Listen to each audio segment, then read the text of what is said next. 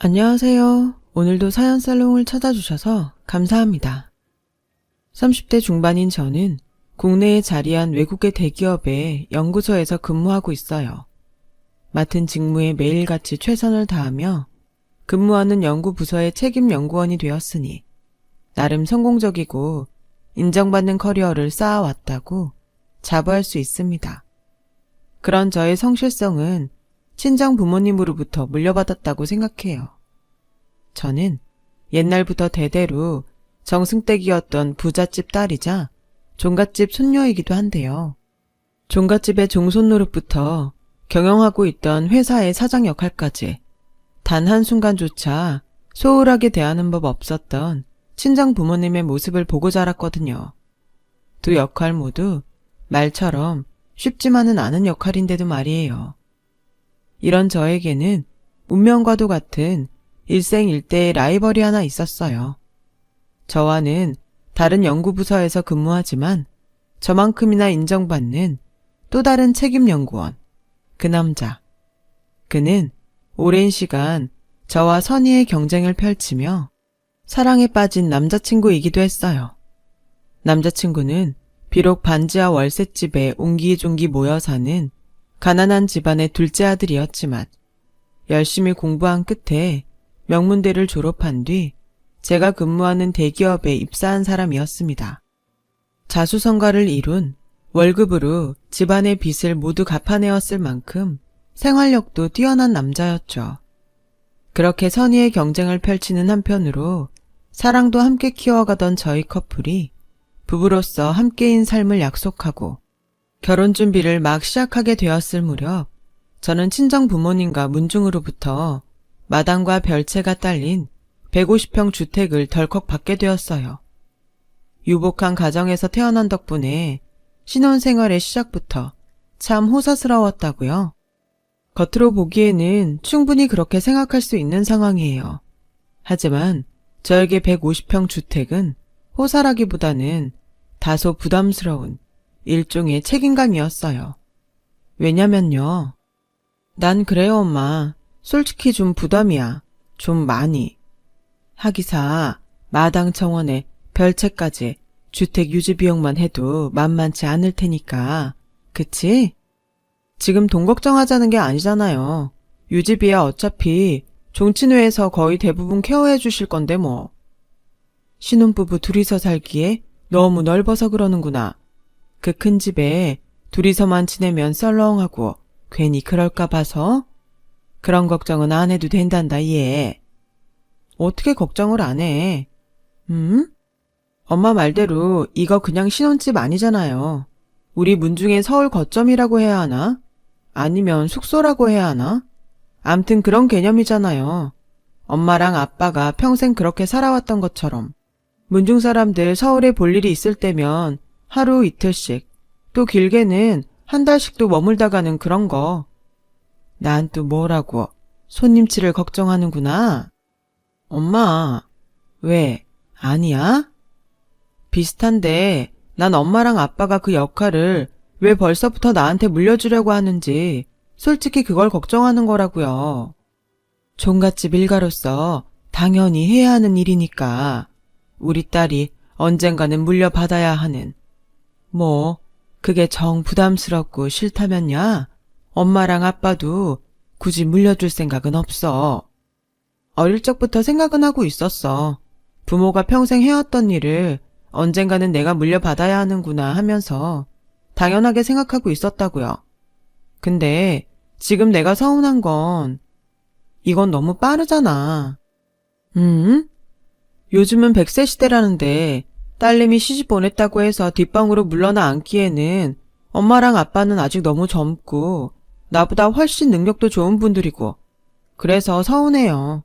내가 당연히 이어가야 하는 역할을 물려받는 게 부담이어서가 아니라 내가 엄마랑 아빠처럼 잘 해낼 수 있을까 싶어서. 그리고 엄마랑 아빠가 은퇴를 생각할 만큼씩이나 나이를 잡수셨구나 싶어서.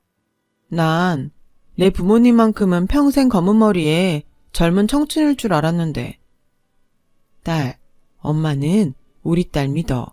민지라면 엄마랑 아빠보다 훨씬 잘 해낼 수 있을 거야.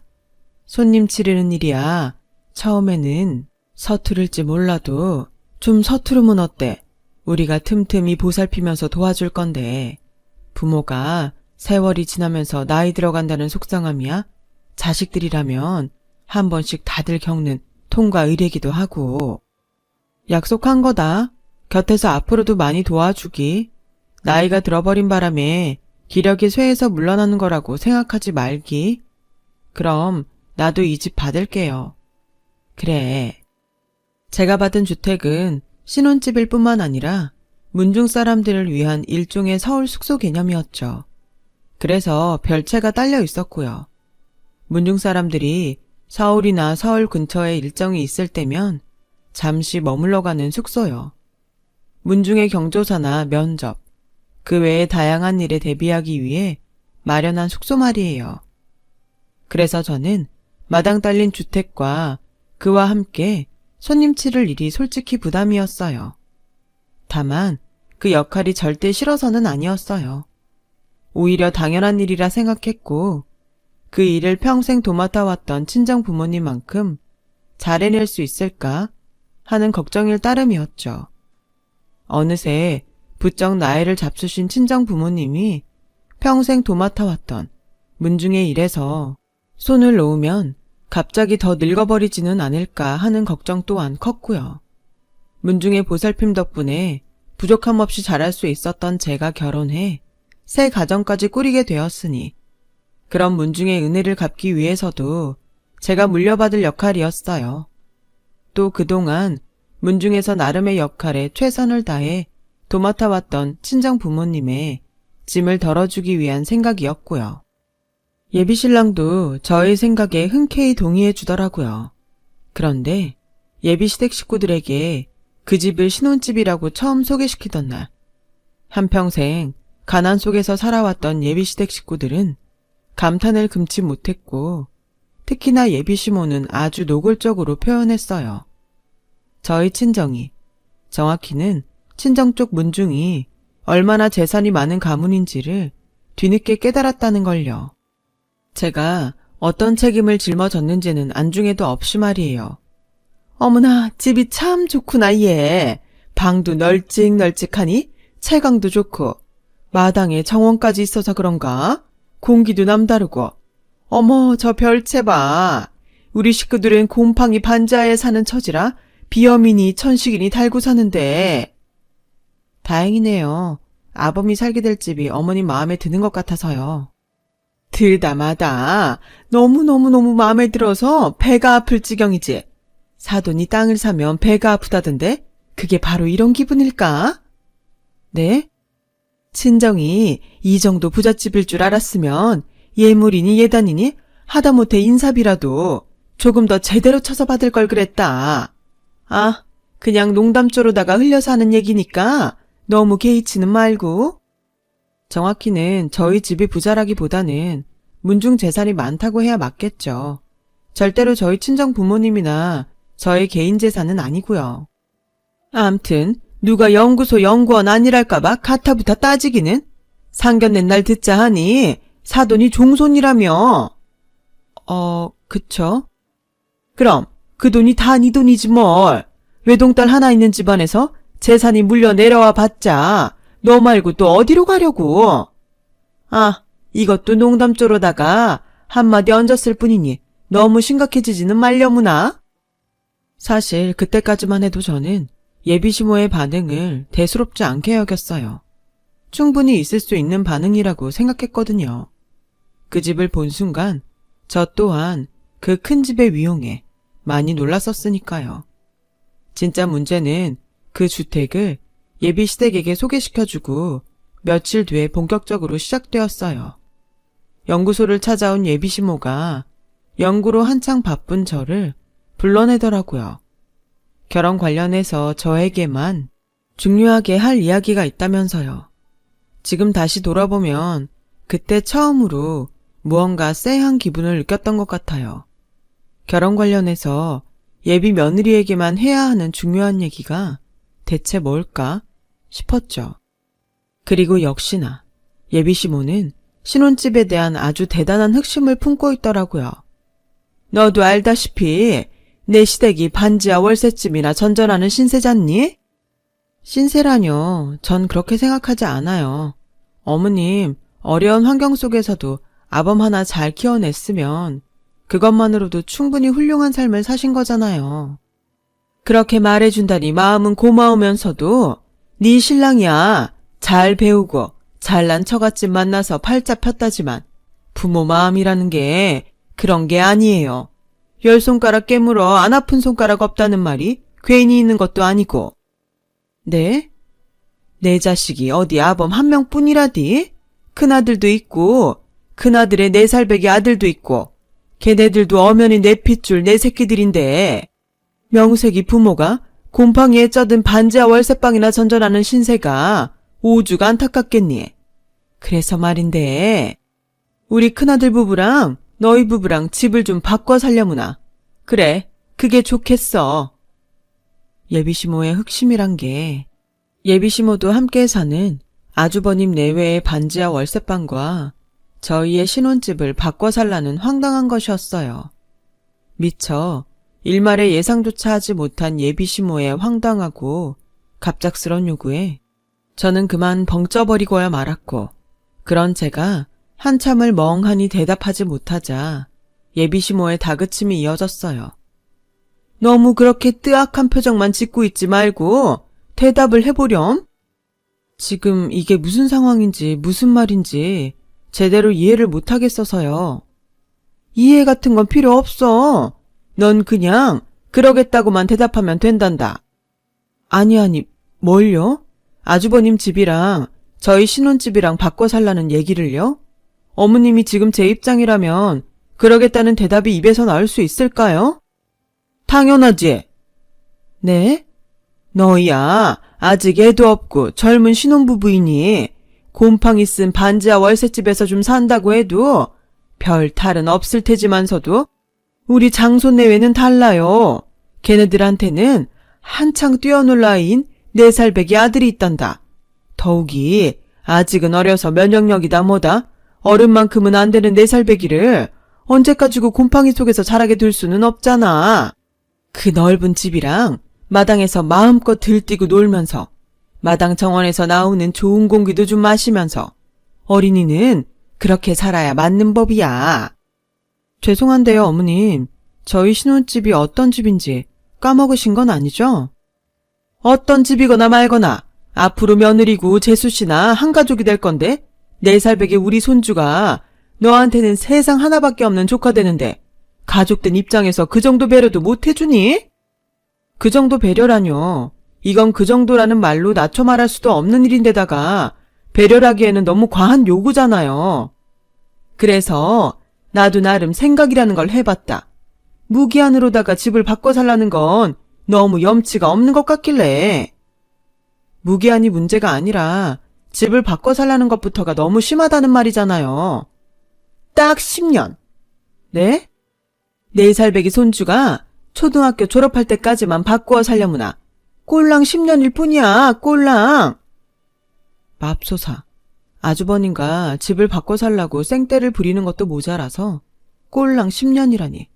꼴랑이 아니라 10년씩이나가 맞는 말 아닌가요? 그리고 애초에 집을 바꿔서 살라는 게 말이나 되는 얘기냐고요. 아무리 며느리도 자식이고 식구라지만 정도와 양심이라는 게 있어야죠. 더욱이 집을 바꿔 살라는 이유가 4살배기 조카가 한창 뛰어놀 나이라는 것도 도저히 좋게 봐줄 수가 없는 상황이었고요. 제 눈에는 예비시모가 어린 손주를 핑계 삼아서 탐욕을 부리고 있는 걸로밖에 안 보였거든요. 어린 손주를 들먹어가면서 그 주택을 차지하겠다는 눈치가 너무 뻔했고 제가 그걸 거절한다면 어린 조카마저 외면해버린 냉혈한 취급하라는 속셈도 너무 분명했어요. 어처구니 없는 예비시모의 강요에 시달리면서 제가 제일 답답했던 건 예비시모가 신혼집이 단지 신혼집일 뿐만 아니라 친정 쪽 문중의 서울 숙소와 같은 개념이라는 걸 뻔히 알고 있다는 사실이었어요. 예비시모가 집 바꿔 살라는 강요를 해댈 때마다 제가 한마디도 빠지지 않고 맞섰거든요. 문중 사람들이 서울에 용무가 있을 때마다 머무르기 위해 문중 재산으로 마련한 집이라고요. 하지만 예비시모는 그러거나 말거나 귀등으로도 듣지 않았죠. 문중 사람은 그때그때 모텔이든 여관이든 찾아서 모시면 된다나 뭐라나. 아니, 멀쩡한 집 놔두고 그 사람들을 여관이나 호텔을 전전하게 할 수도 없을 뿐더러 한두 번이어야 그렇게 모시죠. 생각보다 꽤 많은 횟수라고요. 그걸 어떻게 매번 여관이니 모텔이니 돌리냐고요. 그렇게 한동안 저는 예비시모의 집 바꿔 살라는 요구를 아침 저녁 나절로 거절하는 것이 불편한 하루 일과가 되었고, 그런 예비시모의 해괴한 행동에 대해 예비신랑에게 고백하고 싶은 마음이 굴뚝 같았지만 차마 그럴 수 없었어요. 당시 예비신랑은 중요한 특허권이 걸린 핵심 기술 개발이 막바지였기에 예비시모의 일로 괜히 마음 쓰게 하고 싶지 않았으니까요. 어린 조카가 곰팡이 많은 환경에서 지내는 게 정 마음에 걸린다면 아주버님 내외한테 신혼집에 남는 방을 줄 수는 있어요, 어머님. 이게 제가 양보할 수 있는 최선이고요. 우리 집안 장손을 더부살이 시키겠다. 말로만 종갓집 해대더니 그놈의 종갓집에서 배워먹은 꼬라지가 결국엔 그런 거라디? 더부살이가 아니라, 그래요, 좋아요, 좋다고요. 신혼집 남는 방에서 머물도록 해주는 게 더부살이라고 생각해서 싫다면 가끔 아주버님 내외랑 조카랑 언제든 신혼집에 놀러와서 힐링을 하고 가는 방향은 어떨까요? 어머님 말처럼 마음껏 뛰어놀기도 하고 마당 정원 좋은 공기도 좀 마셔가면서요. 문중 사람들 대접할 때처럼 최대한 정성껏 대접할게요. 괜찮죠? 너 지금 반지하 월세방에 함께 살면서 시애미 모시기 싫다고 이러는 거니? 무슨 말이 거기까지 번져요. 제 딴에는 어머님이랑 시댁 식구들 배려하겠다는 거고 계속 말씀도 드렸잖아요. 단순한 신혼집이 아니라 문중 서울 숙소 겸 해서 받은 집이라 바꿀 수도 없고 그냥 단순한 신혼집이어도 집을 바꾸어 산다는 건 말도 안 되는 데다가 아주버님 벌이로는 10년 동안 유지할 수 있는 주택도 아니라서 거절할 수밖에 없다고요. 네 말이나 내 말이나 뭐가 달라. 결국엔 아니란 얘기밖에 더 되니? 차라리 솔직하게 말하면 밉지라도 않지? 여기서 더 솔직할 일이 뭐 남았나요? 정시엠이랑 같이 살기 싫다면야 내가 그 반지하 월세방을 나가주마. 어머님, 4살 배기 조카가 초등학교 졸업할 때까지만 양보해달라는 얘기도 싫다. 시엠이 모시기 싫은 눈치라서 내가 반지하 월세방에서 나가주겠다는 것도 싫다. 그럼 나더러 어쩌라는 얘기니? 돈 깨나 만지는 집안 딸님이랍시고 가난한 시댁 식구들 업신여기는 것도 유분수지. 제가 시댁 식구들을 무시했다고요? 무시하는 사람이 방을 내어준다느니 언제든 놀러와도 좋다느니 그런 배려를 하나요? 아니잖아요. 그렇죠? 저는 가난한 시댁을 무시하는 것이 아니라는 말을 며칠씩이나 거듭 반복해가면서 예비시모의 마음을 돌려놓으려고 무척이나 노력했어요. 최대한 상냥하고 조곤조곤한 말투로요. 하지만 제 딴에는 나름 큰 마음 먹고 제안한 절충안이었음에도 불구하고 예비시모는 매번 역정을 냈어요. 부자랍시고 시댁을 얼마나 얕잡아봤으면 장손을 더부살이 시키려 드냐는 둥. 부자랍시고 시댁을 얼마나 업신여겼으면 시모 말에 따박따박 말대꾸를 하냐는 둥. 아무런 잘못도 없는 저와 친정을 두고 말끝마다 못된 부자놈, 흉악한 졸부 취급이었죠. 평생을 가난하게 살아온 삶에 대한 피해의식과 가난 컴플렉스가 터져나온 모양이었어요. 그리고 급기야는 너 지금 이러는 행동이 사기 결혼이라는 거 알고는 그러는 거니? 사기요? 지금 사기 결혼이라고 하셨어요? 사기가 어디 사람 속여서 돈 빼먹는 것만 사기라고 부르는 줄 알아? 법적으로는 그럴지 몰라도 도덕적으로는 그게 아니다. 그만한 부잣집이라는 사실을 꽁꽁 감추고 허락받은 결혼도 일종의 사기라고 볼 수 있어. 애초에 숨긴 적부터가 없고요. 그리고 설사 어머님이 정확히 알지 못했다고 쳐도 그게 어떻게 사기가 되나요? 문중의 재산이 얼마나 되는지 하나하나 서로 챙겨서 검사라도 맡아야 된다는 얘긴가요? 친정이고 문중이고 다 합쳐서 마당에 별채 딸린 150평 주택을 떡하니 해놓을 정도인 줄 미리 알았더라면 이렇게 값싼 결혼은 치르지 않았을 거라는 소리다 이거사. 아무리 못해도 우리가 받을 예단에 인사비에 최소한 10배는 더 받았겠지. 내 말은 그것부터가 이미 우리가 손해보는 결혼이라는 소리야. 이제 좀 이해가 되냐? 그럼 신혼집 처음 소개시켜 드리던 날에 농담조로 흘리는 말이라면서 했던 얘기가 사실은 진심이었다는 거네요. 예단 인사비 제대로 쳐서 받을 걸 그랬다는 말부터 문중 재산은 언젠가 반드시 제가 물려받게 될 돈이라는 말까지 전부요? 왜 대답을 못하세요? 4살 배기 조카 어쩌고 하면서 집을 바꿔 살라는 건 핑계에 불과했고 결국 어머님 목적은 돈이었던 거잖아요.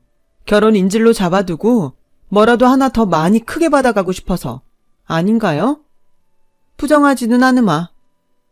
그런 말을 어쩜 그렇게 당당하게 할 수 있어요? 네가 진작부터 내 뜻을 찰떡같이 알아먹었다면 이럴 일도 없었어.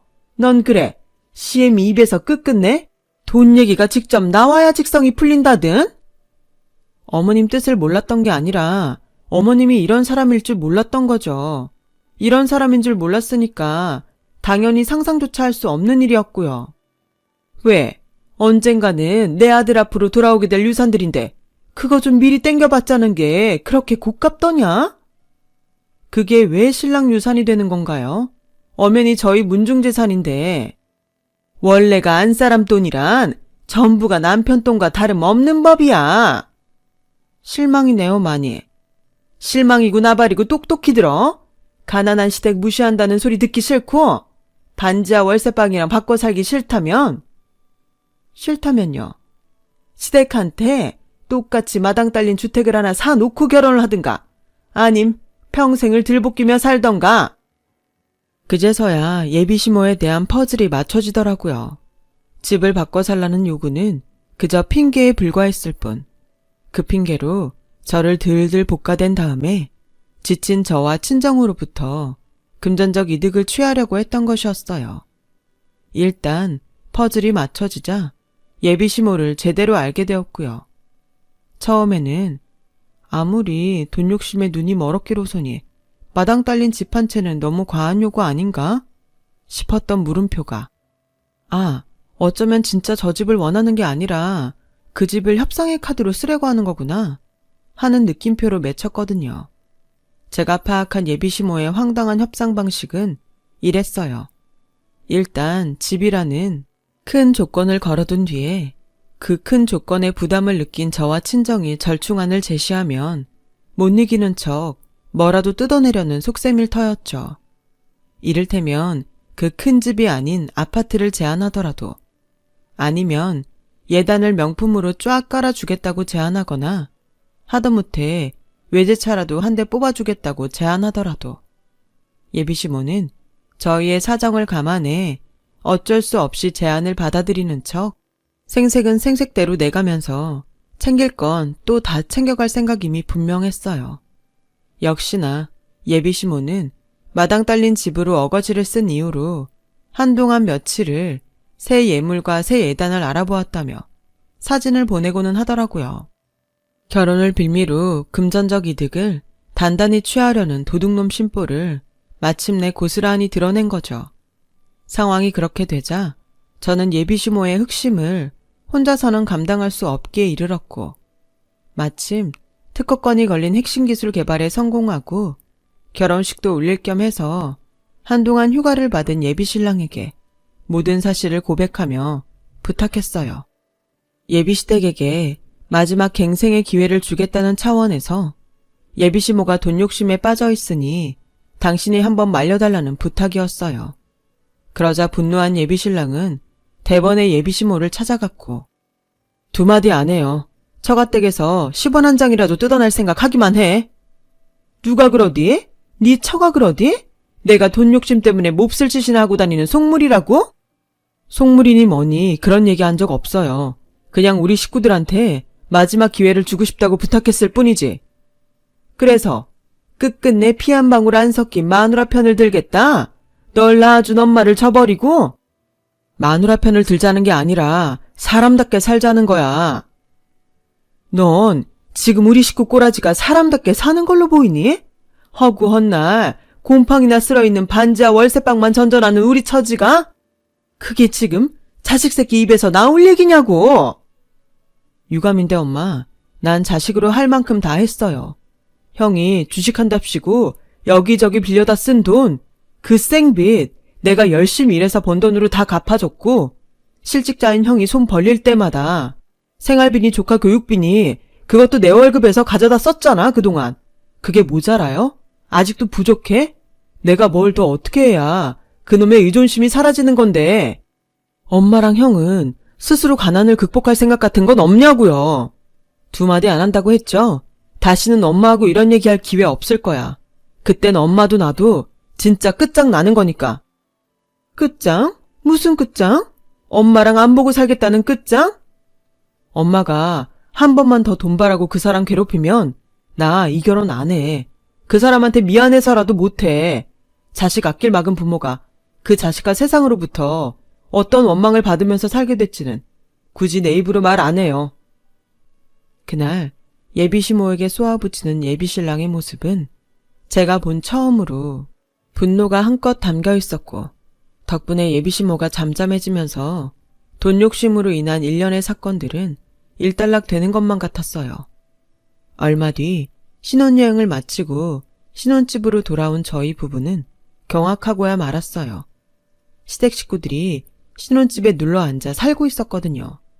안방은 시모 차지, 사방이 4살배기 조카의 장난감이니 낙서니 하는 것들로 아주 난장판이었죠. 아주버님은 왔으면 술상부터 내오라며 벌써부터 시집살이를 시전하려고 들지를 않나. 불려시 형님은 아주버님 옆에 착 달라붙어 나는 생과일 주스 외치지를 않나. 시댁 돈 한 푼 없이 오직 친정 부모님과 문중의 재산으로 마련한 신혼집과 혼수들 전부 자신들이 주인들이라는 행세를 부려댔죠. 경악한 저희 부부가 대체 이게 무슨 짓이냐고 따지거나 말거나 예비시모는 뻔뻔하게 되려 어깃장을 부렸어요. 집을 못 해주겠다면 시댁 식구들을 만족시킬 만한 뭐라도 하나씩 쥐어주어야 신혼집을 비워주겠다면서요. 심지어 집 주인인 저희 부부에게 아예 별채에서 지내던가 아니면 자기들 살던 집으로 가서 곰팡이랑 함께 뒹굴면서 살라며 삐대기까지 했죠. 그리고 바로 그때 마침 걸려온 친정 엄마의 전화를 받은 저는 더 정신이 아득해지고야 말았어요. 왜냐면 미안한데요 엄마, 나중에 전화하면 안 될까? 나 지금 정신이 너무 없어요. 정신없기는 나도 마찬가지다 얘. 아무리 시댁 식구들이고 김서방 부모님이어도 그렇지 그 집을 함부로 내주고 그러면서 사돈들 하는 행동이 딱 자기들이 집주인이라는 행세가 따로 없더만은. 제가 설마 하는 생각으로 가슴 조마조마하게 듣는 사이 친정 엄마의 꾸중이 이어졌어요. 결혼식을 마친 저희 부부가 신혼여행을 떠났던 시간, 친정 부모님과 문중 어른들은 함께 저의 집으로 향했어요. 신혼집에서 하루 머물기 위해서였죠. 그런데 먼저 도착해 있던 시댁 식구들이 친정 부모님과 문중 어른들을 다짜고짜 쫓아냈다더라고요. 며느리가 큰아들과 10년 동안 집을 바꿔 살기로 했으니 앞으로 10년 동안 여기는 우리 시댁 식구들의 집이라며 친정 사람들은 얼씬거릴 생각조차 하지 말라면서요. 무슨 남의 집에 하루 신세지러 온 거지 취급을 해댔던 거죠. 한동안 잠잠한 모습을 보이던 예비시모가 사실은 일단 결혼을 시켜놓은 뒤에 돈을 뜯어내도 그때 가서 뜯어내자는 생각으로 작전을 바꾸었을 뿐인 모양이었고요. 덕분에 모든 사건과 예비시모의 여전한 돈 욕심을 속속들이 알게 된 저희 부부는 시댁 식구들을 대체 어떻게 해야 좋을지에 대한 고민으로 밤을 꼬박 지새우게 되었어요. 바로 이튿날 예비 시댁 식구들을 모두 이끌고 길을 나섰죠. 마침내 도착한 곳은 공인중개사가 저희를 기다리고 있는 가평의 어느 전원주택이었죠. 그 전원주택이 자신들을 위한 집을 계약하러 가는 길이라는 생각에 빠진 예비 시모의 얼굴에서는 집을 구경하는 내내 웃음이 떠나질 않더라고요. 예, 이 정도 큰 주택이면은 많이 비싸지 않을까? 글쎄요, 아무래도 시세 차이라는 게 있으니 서울보다는 싼 편이겠죠. 부담되지는 않겠어? 부담이라뇨. 어차피 친정 부모님 돈으로 계약하는 집인데요. 왜, 별로세요? 무슨 별로라니 좋다. 아주 좋다마다. 풍경도 좋고 공기도 맑은 것이 사람은 자고로 이런 곳에서 살아야 하는 법이라니까는. 아, 네. 좋으시구나. 처음부터 이런 식이었으면 얼마나 좋니? 뭐가요? CM 입에서 굳이 험한 말 나오기 전에 지금처럼 내 맘을 딱 알아주었으면 서로 불편할 일 없을 수도 있지 않았을까. 뭐 그런 아쉬움이지. 그랬다면 아범이 나한테 대뜸 화부터 낼 일도 없을 거고. 아, 농담조로다가 흘리는 말이니 너무 개의치는 말고. 네, 뭐 암튼 학교가 좀 멀다는 아쉬움은 있는데 통학할 일이 없을 테니까요. 네 조카 내후년이면 초등학교 입학하는 전 정했어요. 여기로 계약하려고요. 가격대도 적당하고 비어있는 집이라 언제든 바로 입주 가능하고 전 주인이 워낙에 관리를 잘하셔서 따로 손볼 데도 없고 좋잖아요. 그치. 나도 그 생각을 막 하려던 참이었단다. 우리 며느리 만세야 만만세. 저희 부부는 가평 전원주택의 계약금 잔금까지 그날 한 번에 처리했고 며칠 뒤 시댁 식구들의 이삿짐을 실은 이삿짐 트럭이 저희 부부의 신혼집에서 출발했어요. 하지만 몇 시간 뒤 가평 전원주택에 도착한 이삿짐은 친정 부모님의 짐이었어요. 대체 이게 어떻게 된 일이냐고요? 사실 처음부터 가평 전원주택은 결혼식 전부터 있었던 친정 부모님의 부탁으로 알아본 집이자 친정 부모님의 새 보금자리였어요. 외동딸인 저를 결혼시키고 문중 서울 거점의 역할까지 물려준 친정 부모님이 이제는 한적한 전원주택에서 자연을 벗삼은 삶을 즐기고 싶어 했거든요. 집값도 당연히 친정 부모님께서 낸 것이었고요. 저희 부부는 단지 신혼집을 무단 점거한 시댁 식구들을 쫓아낼 방법을 고심하고 있던 중에 친정 부모님이 알아봐 달라고 부탁했던 전원주택에서 아이디어를 떠올렸고 마치 시모의 돈 욕심에 결국 패배한 척 시댁 식구들에게 내어줄 전원주택을 마련하는 것처럼 속여 그들을 이사 내보냈죠. 당연히 가평 전원주택에는 집주인인 친정 부모님의 이삿짐이 시댁 식구들의 이삿짐은 전에 살던 반지하 월세집으로 도착했던 거죠. 그렇게 친정 부모님이 주택으로 이사를 가던 날 저녁 가든 파티를 즐기고 있던 저와 친정 부모님 앞으로 한 무리의 괴한들이 쳐들어왔어요. 누구겠어요? 시댁 식구들이죠. 반지하 월세집으로 보내졌던 이삿짐 트럭 그대로 가평 주택으로 쳐들어온 시댁 식구들의 모습이 얼마나 꼴사납던지 그 코웃음을 애써 참느라 고역을 치르는 저를 시모가 거칠게 몰아세웠어요. 너? 왜요? 이제는 우리말까지 잊어버린 모양이죠? 유감이네요. 그래가지고 한마디나 제대로 따질 수 있을까 모르겠네. 이게 우리 식구들이 이딴 식으로 내쫓김 당하고 가만히 있을 것 같아? 가만히 안 있으면요. 아, 우리 신혼집으로 들어가시게요. 마음대로 해보던가요.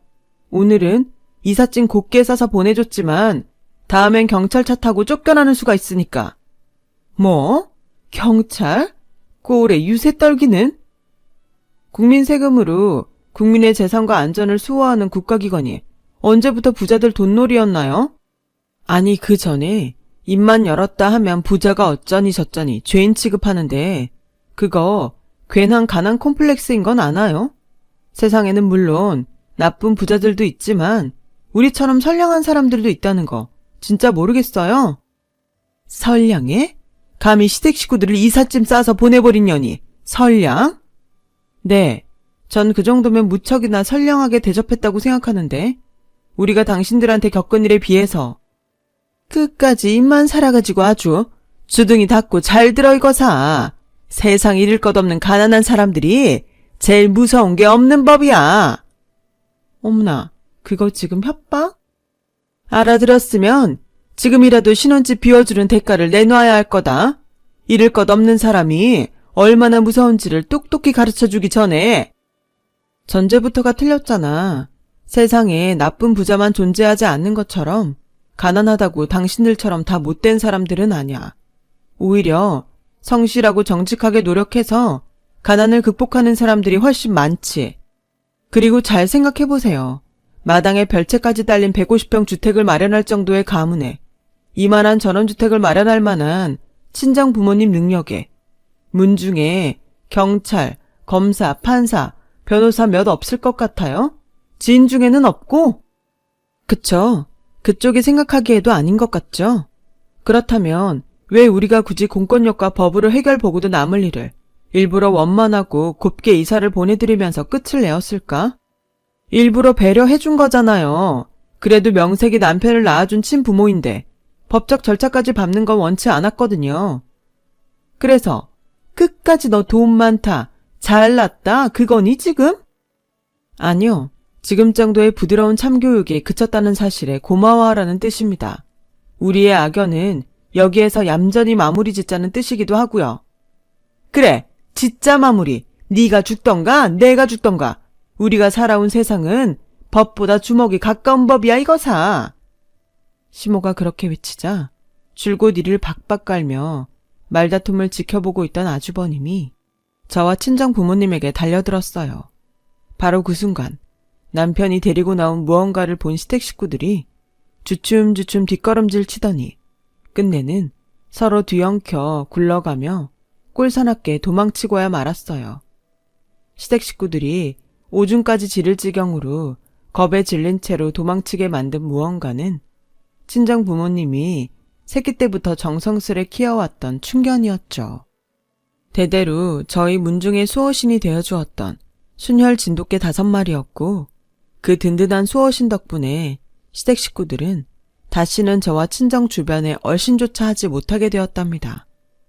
친정 부모님은 가문의 수호신, 순혈 진돗개 5마리 형제들과 함께 뛰어놀며 여유로운 전원 라이프를 즐기고 있어요. 반면 시댁 식구들은 여전히 월세 신세라고 하더군요. 그나마도 근래에 집값이 많이 오른 탓에 월세와 보증금을 올려줄 돈이 없어서 조만간 거리에 나앉게 되었대요. 그런 시댁의 소식을 들으면서 저희 부부는 이래서 사람은 평소에 착하게 살아야 한다는 거구나 싶더라고요.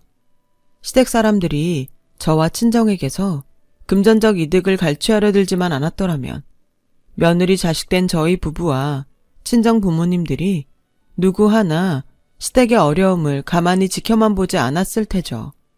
그 복을 스스로 걷어찬 사람들은 시댁 식구 본인들이었던 셈이고 괜한 돈 욕심에 날강도나 다름없던 짓거리를 벌리다가 결국에는 자신들을 수렁으로부터 구해줄 마지막 동아줄마저 스스로 잘라내어버린 꼴이니까요. 앞으로도 남의 것을 너무 탐하지 말고 어려운 사람들 잘 도우며 좋은 사람으로 살아야겠어요. 그렇게 살다 보면 앞으로 태어날 아이도 잘 보고 배우면서 자라가겠죠. 제 이야기 들어주셔서 감사합니다. 오늘도 따뜻하고 고운 하루 되시길 바랍니다.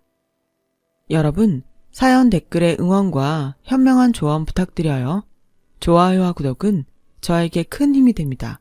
오늘도 좋은 일 가득하세요.